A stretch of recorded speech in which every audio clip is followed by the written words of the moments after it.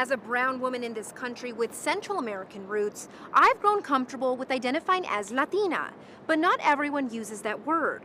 We set out to ask a few New Mexicans how they identify. I actually identify as Mexican. I identify myself as Hispanic. I've always identified as Mexican American. One ethnic group, but a myriad of terms. For me, it's important to both recognize my parents' background. Hispanic is more generic. I think we are reframing how we identify. Hispanics and or Latinos are one of the fastest growing ethnic groups in the United States. There's a diversity of terms because there's a diversity of people and experiences. Which is why one person might choose to use Hispanic over Latino or Chicano over Mexican. We each come from a different background. Our histories are different. They are linked, however, in the experience of being, descendants of, the colonization of the Americas by Spain. Hispanic includes people with ancestry from Spain and Spanish-speaking countries in Latin America. Latino recognizes people with Latin American roots,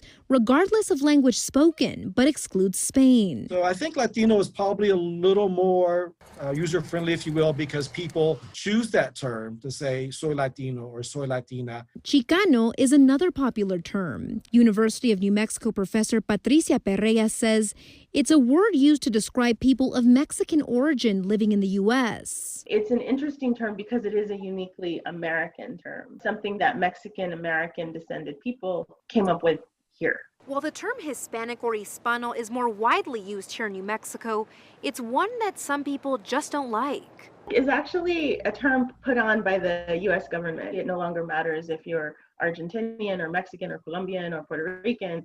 It's to just put us into this kind of comprehensible, even if it's wrongly comprehensible, box. But New Mexico State University professor Spencer Herrera says some in our region used Hispanic over other terms because of political survival in the 1900s. There were a lot of people on the East Coast, also in southern states, who didn't want New Mexico to become a state because they saw the state as being full of Mexicans and Indians and not speaking English. And so a lot of people in northern New Mexico particularly, they would say, well, hold on, wait a minute.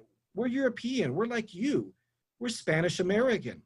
And so they did that to sort of gain equal political grounding, if you will. Historically, people also use the term Hispanic to differentiate from those who recently crossed the border. We have many of the firsts in this country after the indigenous people, but we're often seen as recent immigrants. And I think that a lot of people, shy away from that immigrant experience. Herrera says the denial of our Spanish language and the dismissal of our indigenous past is another reason why the term Hispanic has become so widely used. But we have to recognize that those people would not have survived here without our indigenous brothers and sisters. While terms like Latino or Mexican have become more popular in present day, Perea says many New Mexicans continue to use Hispanic or Hispano because they have for so long. The terminology to describe the Hispanic and or Latino community is complex, but it's one that Perea says everyone should learn about and understand. We have, this monolithic Latino thing associated with us.